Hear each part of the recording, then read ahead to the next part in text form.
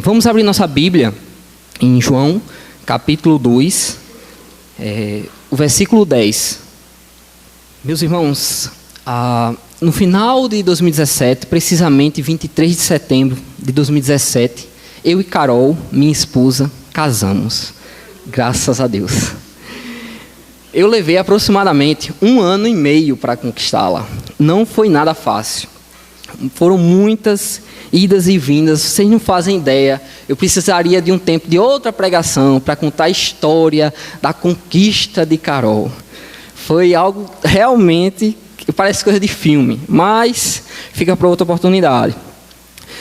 Mas naquele dia, naquela noite, minha alegria e emoção foram de fato indescritíveis. Foi um momento realmente, assim, absolutamente memorável, de um eterno finito que eu estava vivendo aquelas horas. O momento mais especial daquela noite foi justamente o momento da entrada da noiva. Eu chorei feito criança, não sei explicar a emoção, mas eu sei que quando eu a vi, finalmente, eu disse, meu Deus, será que ela vem? Será que ela vai desistir? Ela vem ou não vem? Perguntei para o pastor Renan, pastor, o senhor acha que ela vem mesmo? Aí quando Carol entrou, eu chorei bastante, super emocionado. Ela veio, minha mãe disse, para de chorar, menino. Eu sei que quando ela chegou, o pastor Renan foi logo dizendo, ó, tá vendo, meu irmão, disse que ela vinha, deixa a agonia, vai dar tudo certo. E foi assim, era a mulher mais linda do universo que estava vindo ao meu encontro. E se eu pudesse, naquela noite eu teria certamente congelado o tempo. E teria feito com que minha festa de casamento pudesse ser prolongado por anos a fio. Mas eu fiquei me perguntando depois, e se tivesse dado errado? E se tivesse, sei lá, acabado a bebida, a comida? Seria uma grande frustração para mim, para a Carol, para os nossos convidados.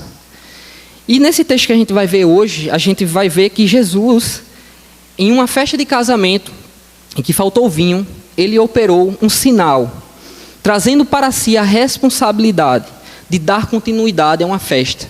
Isso tem um significado muito grande para o casamento, e é justamente isso que a gente vai refletir nessa noite. Então, vejamos aí o capítulo 2, versículo 10 e 11 de João.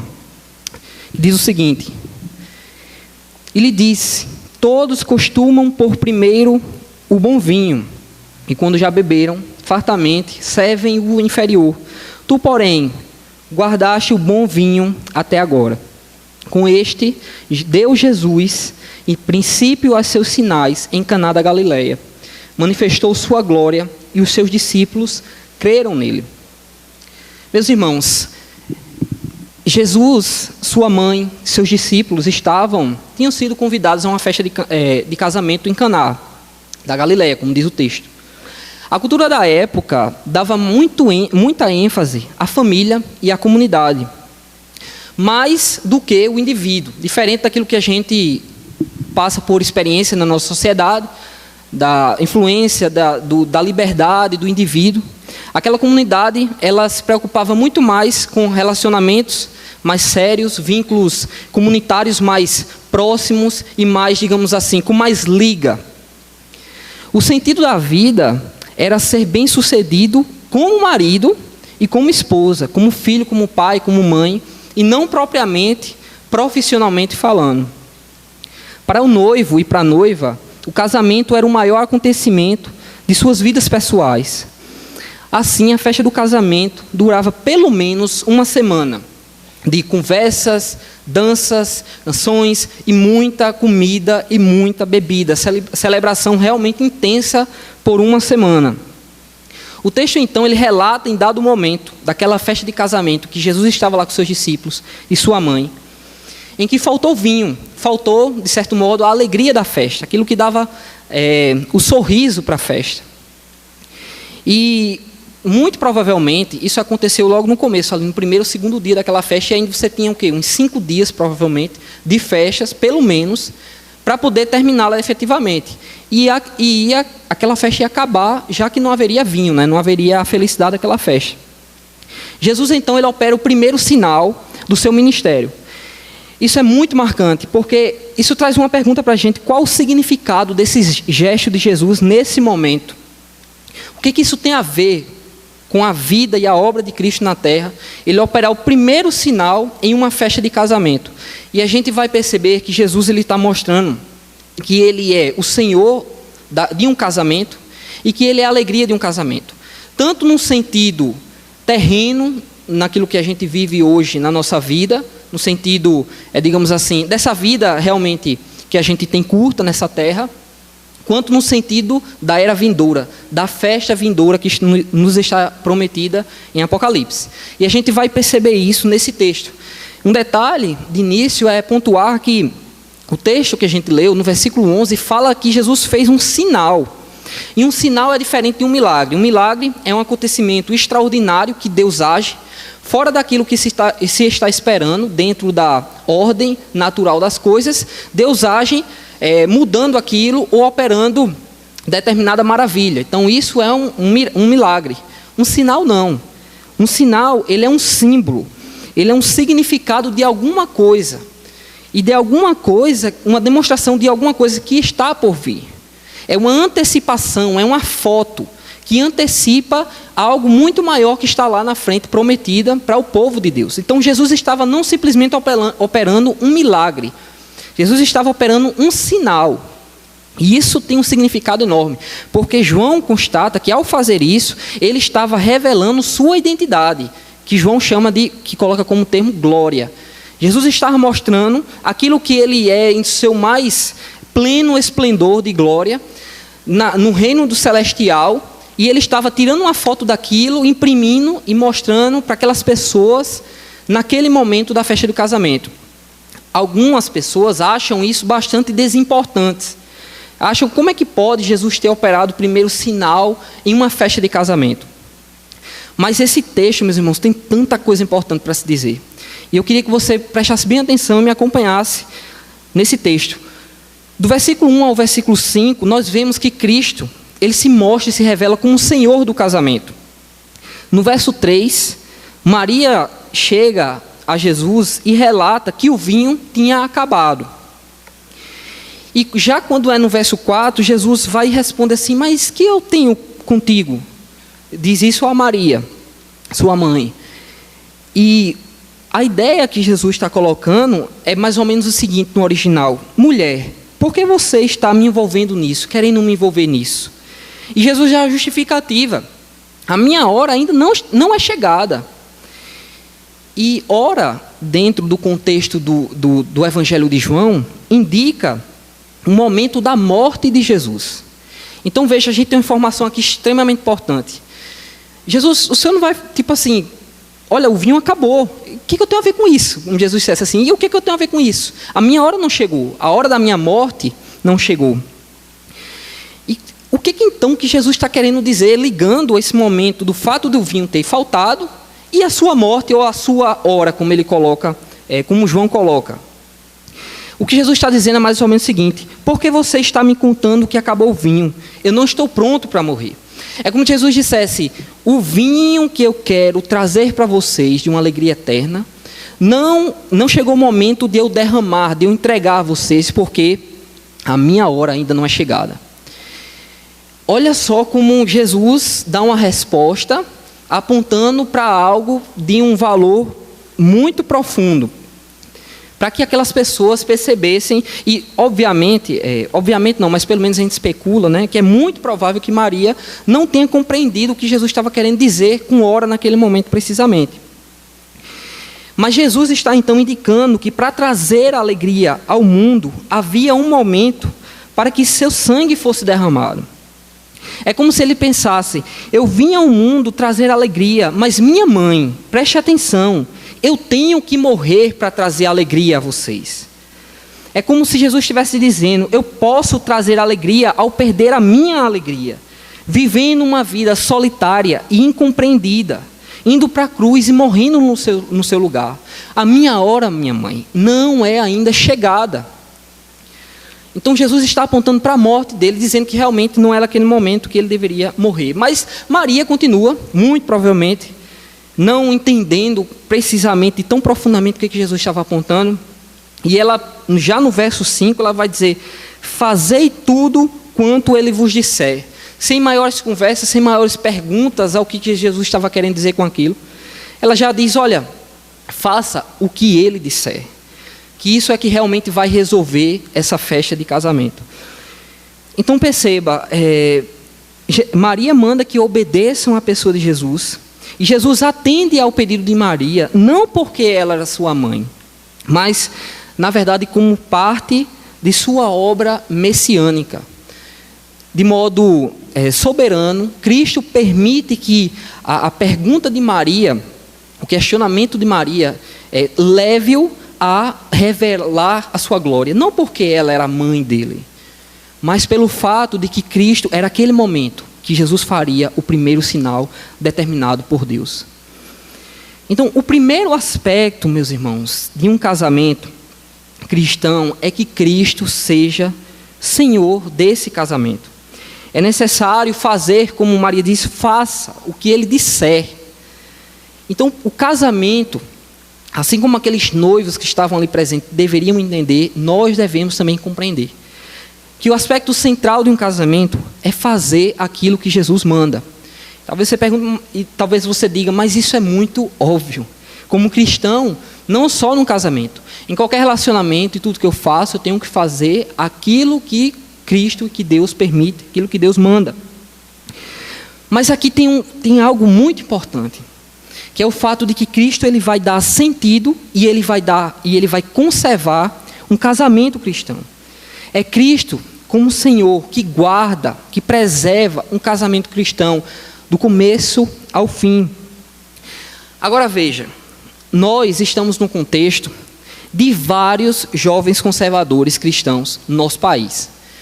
Cada vez mais, até por um domínio por muito tempo, de um discurso único, vários jovens conservadores começaram a brotar como se fosse numa plantação no nosso país. E falar de conservar as instituições, de preservar os valores judaicos cristãos, de preservar o casamento, de preservar a família, no sentido biblicamente falando.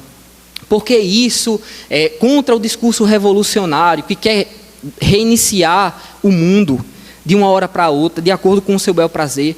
Vários jovens conservadores têm se levantado contra qualquer tentativa de usurpar ou retirar a influência judaico-cristã da nossa sociedade. Então eles falam em guardar essas tradições, especialmente a família. Mas um detalhe que é interessante desses jovens, que são os mesmos jovens que não têm coragem de casar. Por vezes assumem relacionamentos por anos a fio, como qualquer mundano, sem se importar em casar. São conservadores e querem guardar o projeto divino no abstrato, para a sociedade e para o outro. É importante, meu amigo, que você guarde e preserve seu casamento. É importante, meu amigo, que você se case, mas eu não. O jovem conservador compromete os outros e quer comprometer a sociedade em prol daqueles valores que ele considera importantes e o são, de fato. Mas ele não quer se envolver com esses valores, em ele mesmo preservá-los. Porque, inclusive, diga-se de passagem, é bem difícil, especialmente no contexto que nós vivemos. Então, e muitas vezes, quando esses jovens casam, conservadores que são, não conseguem manter seu casamento por mais de 5 anos. Eu não vou citar o nome, mas há um tempo atrás, eu acho que foi ano passado, muito me surpreendi de um determinado jovem, bastante conhecido no nosso país, que está aí nos discursos, escrevendo livros, defendendo o conservadorismo, defendendo valores judaicos cristãos, defendendo o casamento, defendendo sua família, publicando em rede social, dizendo assim: eu continuo defendendo a família, mas não fui capaz de guardar a minha. E em 2, 3 meses depois já estava com outra pessoa, já postando fotos, redes sociais, como se nada tivesse acontecido. E você vê, nesse sentido, que conservadorismo não é cristianismo.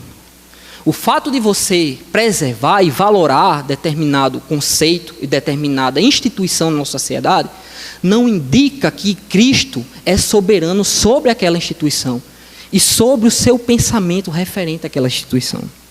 No caso aqui, o casamento. Então, para o cristão, meus irmãos, Jesus dá sentido e conserva o casamento, sendo seu Senhor. Não é o fato de simplesmente que isso é bom para a sociedade.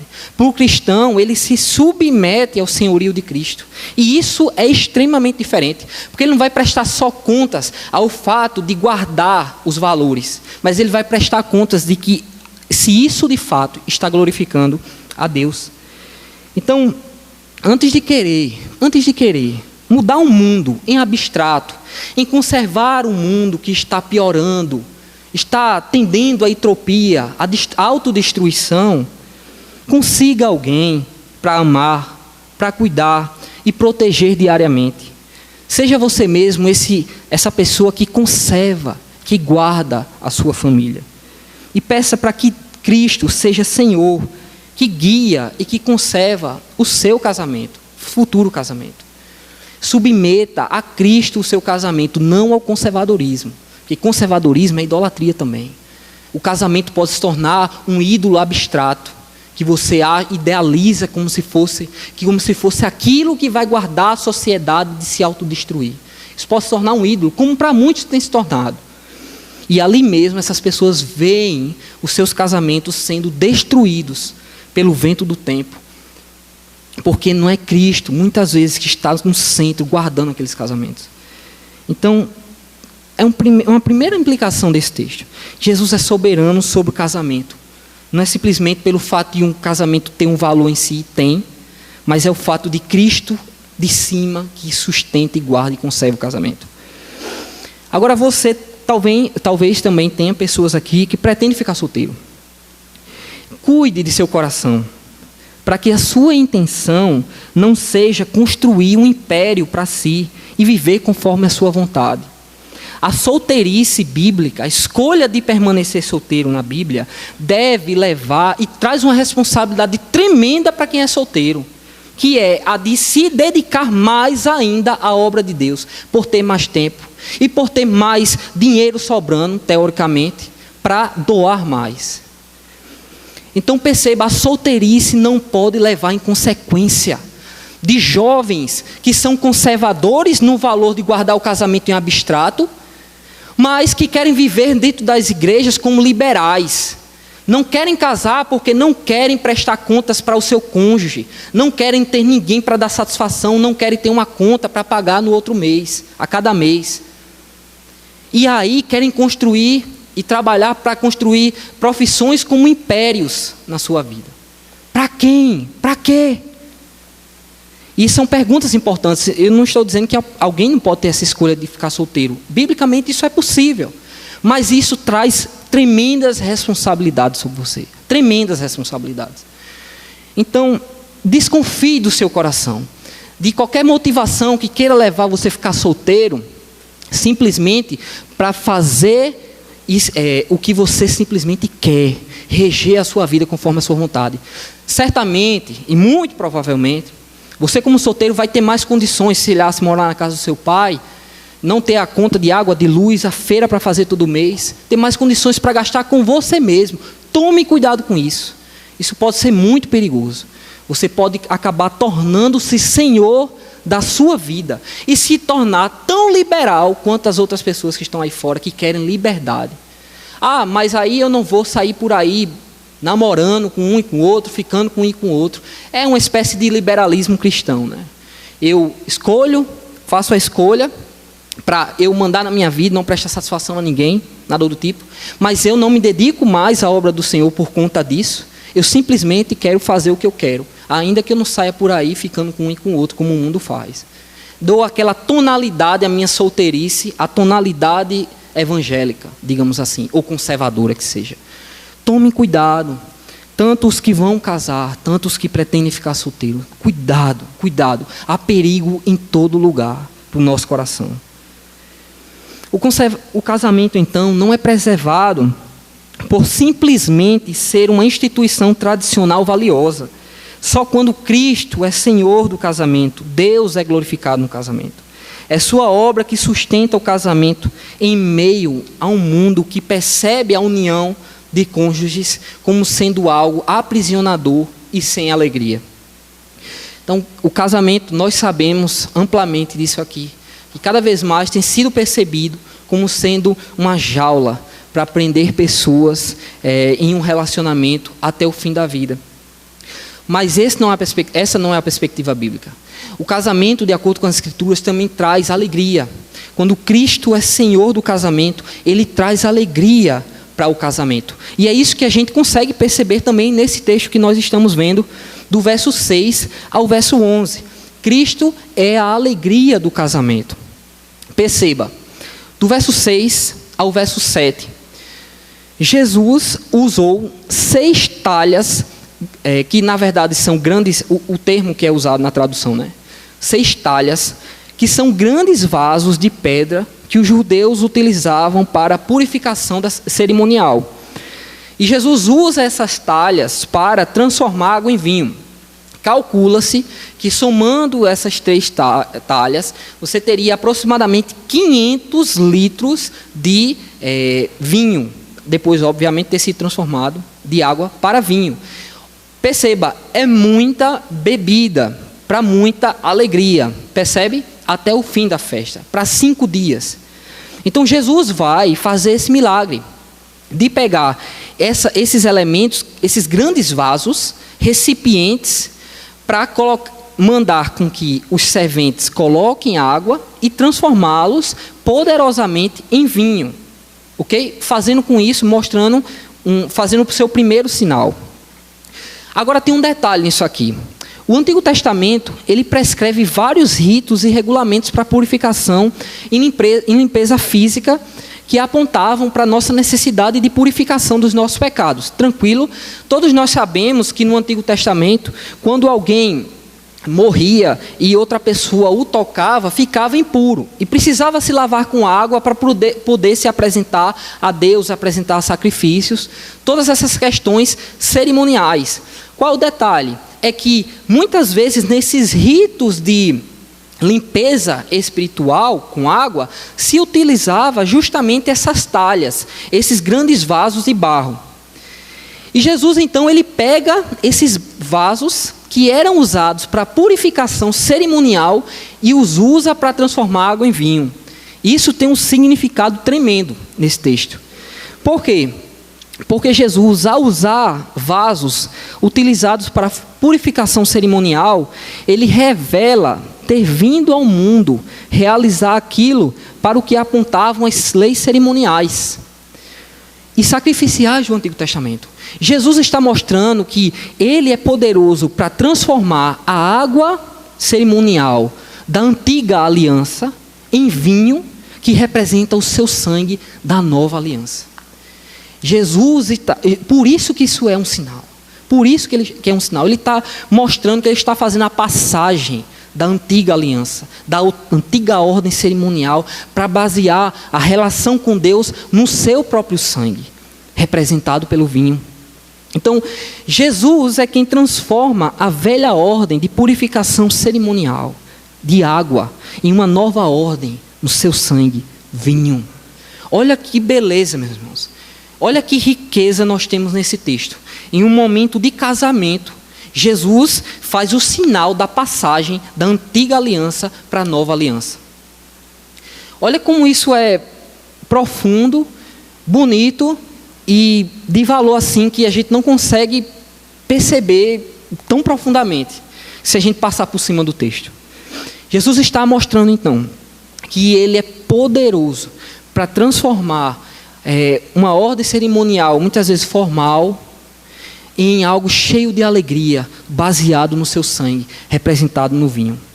Do verso 9 ao verso 10, as escrituras mostram que o mestre Sala, que era o mestre de cerimônias da festa, ele vai e prova a água tornada em vinho e chama o noivo e diz: olha, você guardou até agora o bom vinho. Geralmente a gente pega e coloca o bom vinho logo de início, depois deixa o vinho mais de menor qualidade para depois. Você não, você deixou para depois o melhor vinho, o vinho que Jesus, a água que Jesus já tinha transformado em vinho, certo?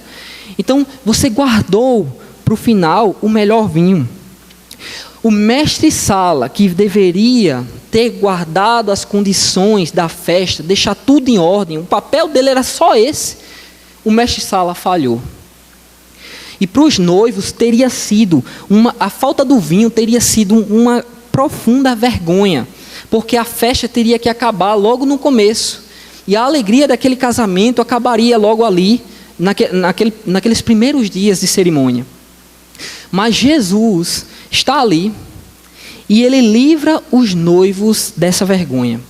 E ele ensina que é ele quem nos livra da vergonha do pecado. Jesus, ele toma para si a responsabilidade de fazer com que aquela festa não acabe, mas prossiga. Meus irmãos, se dependêssemos e se fôssemos levados para diante de Deus com nossos pecados em mãos, sem a obra meritória de Jesus Cristo, meus irmãos, nós estaríamos cheios de vergonha. A semelhança daquilo que esses noivos iriam passar se Jesus não estivesse ali. Mas o fato de Jesus estar e operar esse milagre e tomar a responsabilidade para si, para dar a alegria e continuidade àquela festa, mostra que só há alegria no casamento e só há alegria na vida de um cristão se ele percebe que os méritos de Cristo são suficientes para cobrir os seus pecados. É como se nós nos apresentássemos diante de Deus, como se nós mesmos tivéssemos feito todas as obras de justiça, quando na verdade foi o próprio Cristo que colocou suas obras sobre nós, para nos vestir, meus irmãos. Olha que beleza isso. E isso é apontado no seu sangue, que é o vinho, simbolizado no vinho, o vinho que traz a alegria na presença de Deus, para o casamento e para a vida cristã. Meus irmãos, que beleza isso. Quando José recebeu do seu pai a túnica em que seus irmãos ficaram com inveja e o entregaram para o Egito, para que ele fosse escravizado, todo aquele desenrolar daqueles acontecimentos, isso nos mostra que Cristo, na verdade, ele colocou uma túnica sobre nós dos seus méritos, nos revestiu de graça e de misericórdia para a salvação eterna, de modo que o inferno pode nos invejar, mas a túnica de Cristo não nos levará para o Egito, vai nos levar para o céu. A beleza, meus irmãos, nisso, a beleza no casamento, Jesus fez tudo isso precisamente dentro de uma festa de casamento. Então isso é radicalmente contrário ao que o mundo ensina hoje sobre casamento. Casamento traz de fato alegria. Então, quando Jesus faz esse sinal dentro daquela festa do casamento, é como se ele dissesse àquelas pessoas: eu sou o Senhor da festa. No fim, eu venho trazer alegria. Por isso, o meu cartão de visitas, o meu primeiro sinal foi feito para fazer com que todos vocês rissem, alegrassem, se alegrassem. Certamente aquele vinho traria muita alegria, muito sorriso. Alguns certamente se embriagariam depois, com o uso excessivo daquele vinho. Traria alegria aos corações. Isso aponta, isso ilustra o fato de que o sangue de Cristo, quando nos limpa do pecado, nos traz e traz ao casamento alegria. Todo o sofrimento de Cristo, então, visava a alegria festiva, ressurreição, novos céus, nova terra. Ele viu o fruto do seu penoso trabalho e se alegrou. Nosso mestre-sala, aquele que organiza a festa que aqui nós estamos nos preparando na vida eterna, ele nos convida à alegria em sua presença. E é por isso que nós podemos afirmar que o casamento cristão traz alegria, que é compartilhada pela Trindade aos corações dos cônjuges. Em que sentido? No sentido de que 3 pessoas diferentes em unidade alegram-se uma na outra. E talvez seja essa a melhor ilustração daquilo que é a celebração, ou o que os teólogos chamam da dança da Trindade, em que o Pai celebra o Filho celebra o Espírito Celebra o Pai, e assim sucessivamente. Um alegra-se no outro, 3 pessoas diferentes, um alegrando-se no outro. E assim é o casamento. A comunicação da alegria da Trindade a 2 pessoas diferentes em unidade, para que uma alegre-se na outra. Agora, obviamente, casamento não são só flores, né? Todos nós sabemos que o casamento em si não satisfaz, o casamento em si não traz alegria plena. Ninguém acha aqui que quando casar, aí sim eu serei alegre para sempre em minha vida. Obviamente isso não é verdade. O casamento não é só festa. Você que está solteiro, não pense que quando casar sua alegria vai estar satisfeita plenamente. Se você pensar que o casamento é só bonança, você não vai passar 5 anos casado. E eu estou sendo muito generoso, você não passa 1 ano casado. Porque o casamento tem suas dificuldades, tem suas lutas internas e externas. E a gente tem que saber disso. A vida cristã é assim, e no casamento não é diferente. Nós temos que aprender que no casamento você tem que saber compartilhar da alegria do outro e com o outro. Senão, não haverá alegria de ninguém. Isso é um aspecto muito interessante quando você for escolher alguém para casar. Perceba se essa pessoa tem disposição real de se alegrar com suas conquistas e você tem a disposição de se alegrar com as dela. Porque se não houver no casamento uma alegria compartilhada entre os dois, de que a alegria de um é a alegria do outro, que o fracasso de um é fracasso do outro, o casamento se acaba e se destrói. Porque ele vai ser perpetrado ou infiltrado por vários outros valores humanistas ou da nossa sociedade secular. Então, perceba que é necessário que o casamento receba a alegria comunicada pela pessoa de Deus, pelo Pai, pelo Filho e pelo Espírito Santo, sendo o Senhor do casamento, regendo esse casamento e dando a alegria ao coração dos cônjuges, porque é assim que Deus o sustenta. Então, o casamento não satisfaz ninguém, nenhum ser humano consegue satisfazer o outro. Por isso, meu irmão, guarde-se até o casamento, para você desfrutar plenamente da alegria que há no casamento, que Deus dá, à medida que Deus dá. Cuidado, não se envolva com a pornografia, não se envolva com atos libidinosos antes do casamento, com sexo antes do casamento. Não faça isso, não pule etapas, não faça isso. Pessoas muitas vezes que fazem sexo antes do casamento e que muitas vezes tiveram uma vida ativa antes do casamento, muitas vezes, não é uma regra absoluta, mas muitas vezes chegam no casamento com a expectativa X, elevada, porque teve aquela experiência com fulano e tal. E quando dentro do casamento, que é aquela pessoa, sei lá, que não atende aquela expectativa X, aquele casamento se destrói. E quantos casais eu já vi se destruindo por causa disso? Expectativas exacerbadas de que o sexo vai preencher ou algo do tipo. Não vai. Há uma medida de alegria, há uma medida que é dada naquele ato, que é dada naquele compartilhamento de felicidade de uma conquista. Há uma medida, mas é Deus que é Senhor e que dá alegria ao coração dos cônjuges plenamente. É que satisfaz o coração dos cônjuges. Não espere do seu cônjuge, do seu namorado, enfim, qualquer coisa que ele não possa lhe dar, ele se tornará um ídolo para você.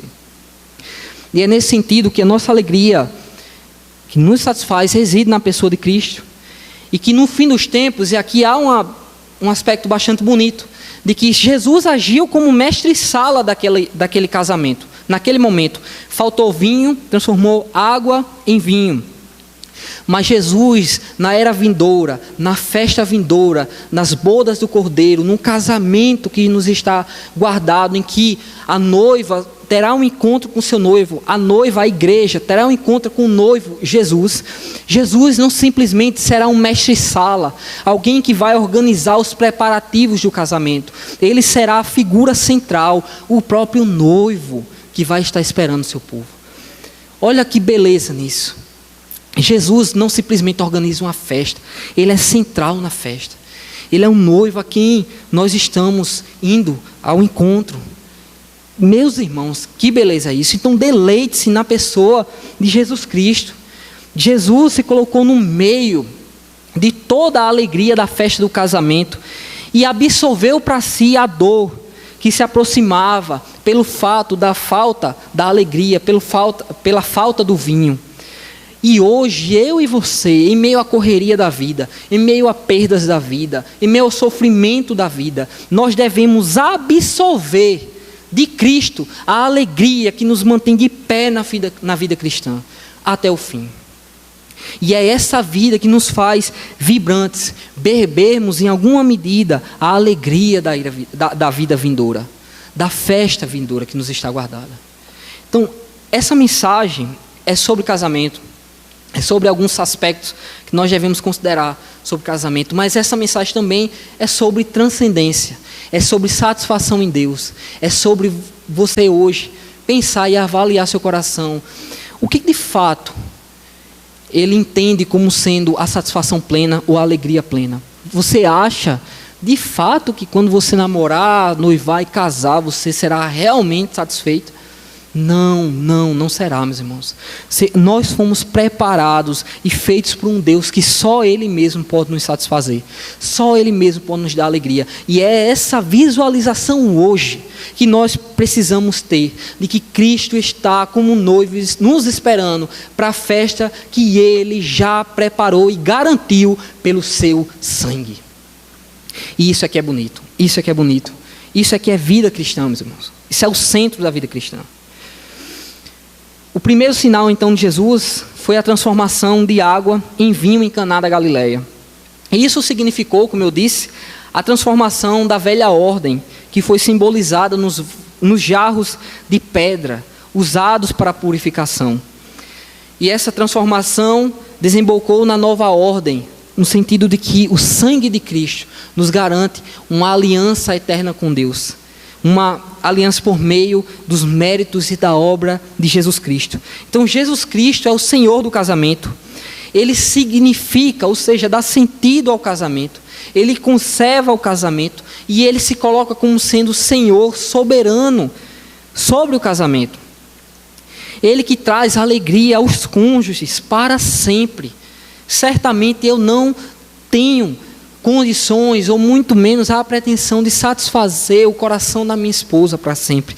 Isso aí é só Cristo, meus irmãos. Apenas Cristo pode fazer. E por meio da obra dele mesmo, ele garante que seu povo um dia vai desfrutar da festa perfeita, cheia de alegria. Então pergunte-se, você hoje se sente morno, frio com a fé cristã? Você hoje acha que a fé cristã se resume apenas às coisas dessa terra? Não pode ser. Você hoje acha que o seu relacionamento simplesmente está voltado a se apresentar para preservar uma sociedade que pode piorar se não preservar instituições judaico-cristãs? Não é só isso, é muito mais. Nós desfrutamos da glória de Deus, do amor de Deus, da alegria de Deus em nossos corações. E é assim que nós glorificamos a Deus em nossos relacionamentos. Bom, e para finalizar, talvez você pergunte, e minha festa de casamento? No fim das contas, graças a Deus, uma vez mais, deu tudo certo. A noiva veio, entrou belíssima, inesquecível. E foi realmente um momento absolutamente inesquecível. E naquele momento eu tive a melhor ilustração do que é o Evangelho.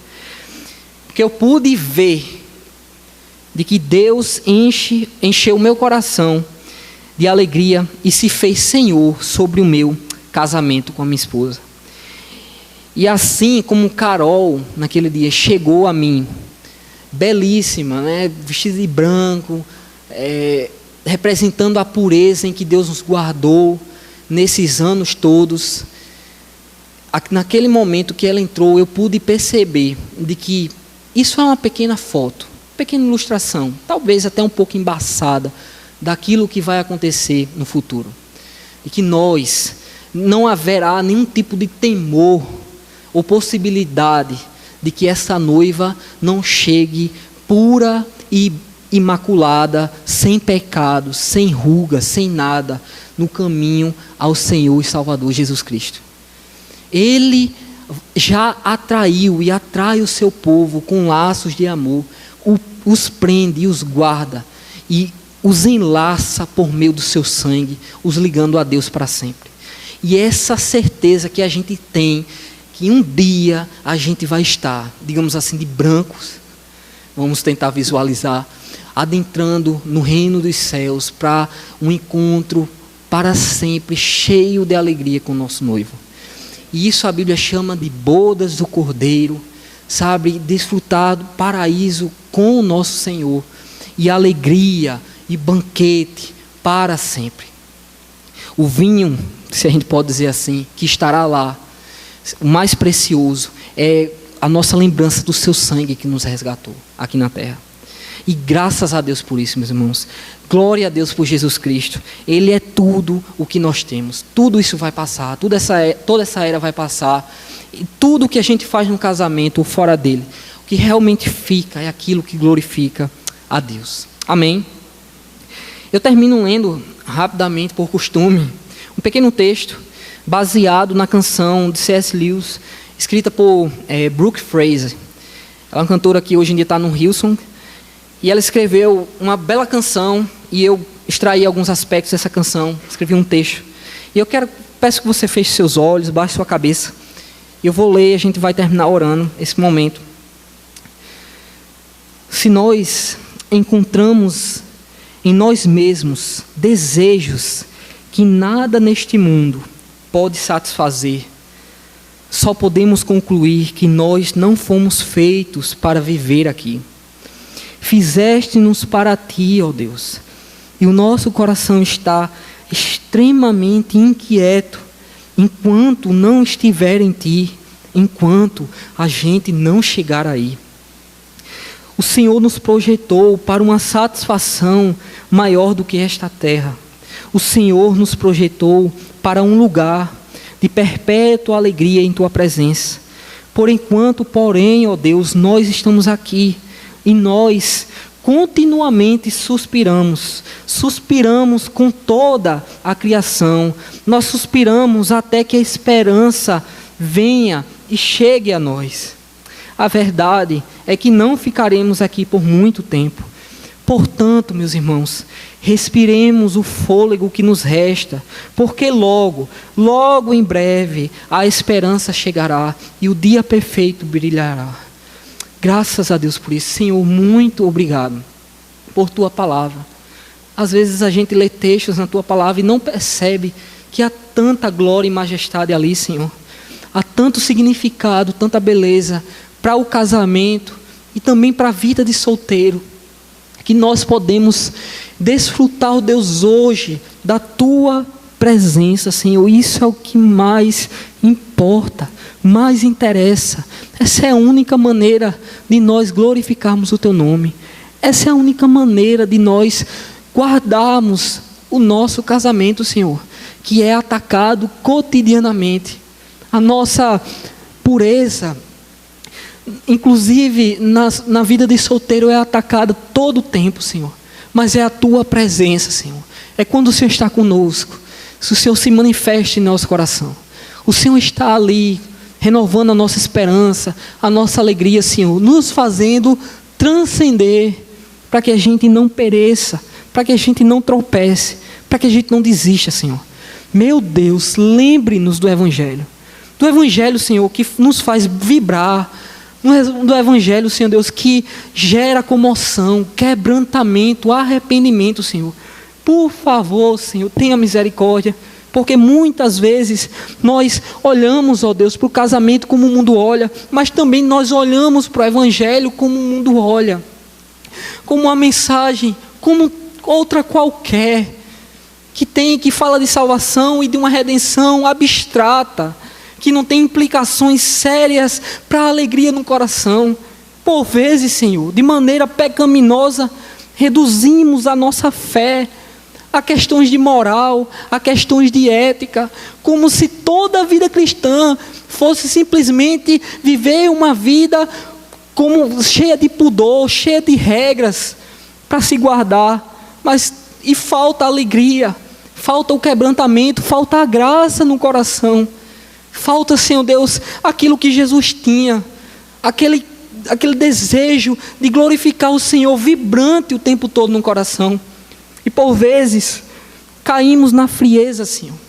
E falamos de oração, falamos de jejum, falamos de fazer obras e obras e obras, mas no coração não há alegria. Tudo é cumprimento de ordenanças. As escrituras são reduzidas a um relacionamento de guardar-se no pudor e de boas obras. Meu Deus, nos ajude. Faça com que a tua graça, ó Deus, renove nosso coração, nos impacte outra vez e renova nossa alegria, ó Deus. Desejo por encontrar no Senhor satisfação. Agostinho de Hipona, tantas prostitutas ele tinha, mas no dia que ele te encontrou, Deus, ele abandonou de modo imediato tudo e deixou para trás. E nós precisamos disso, Senhor, desse coração, desse anseio interno, que é experienciado em cada pessoa individualmente, que não é produzido por religiosidade ou por cumprimento de regras, mas é por teu Espírito Santo que nos comove, nos quebranta, e que traz, como o salmista Davi, a alegria da salvação. Renove em nós, ó Deus, nessa noite a alegria da salvação. Tu és, Senhor, nosso noivo. Não simplesmente o Senhor organiza uma festa para nós, o Senhor está lá. Tu és o personagem principal, Deus. O palco é teu e é só teu. E nós estamos aqui, Senhor, ensaiando cotidianamente um pouco daquilo que está preparado para nós na glória. A alegria, e nós queremos alegria, Senhor, nessa noite. Renova isso no nosso coração. Faz com que pessoas que namorem aqui tenham isso no coração. E olhe para o seu namorado, sua namorada, com alegria no Senhor, Deus. E possa encontrar alegria naquele relacionamento. E se contentar. E desviar seus olhos da iniquidade, do relacionamento, da inveja de outros relacionamentos, ou qualquer outro tipo de contemplação daquilo que o mundo supostamente oferece como alegria. Dá-nos satisfação, Deus, na tua palavra. Dá-nos satisfação no Senhor para sempre. Por favor, faça isso, Espírito Santo. Faça isso. Tu és uma pessoa central em nossas vidas. Faça isso, é o que nós mais precisamos hoje, para que nós não caiamos, Senhor Deus, no erro do mundo. Guarda-nos, renova nosso coração, a nossa alegria nesta noite. Nós te suplicamos, em nome de Jesus. Amém. Amém. Amém, meus irmãos.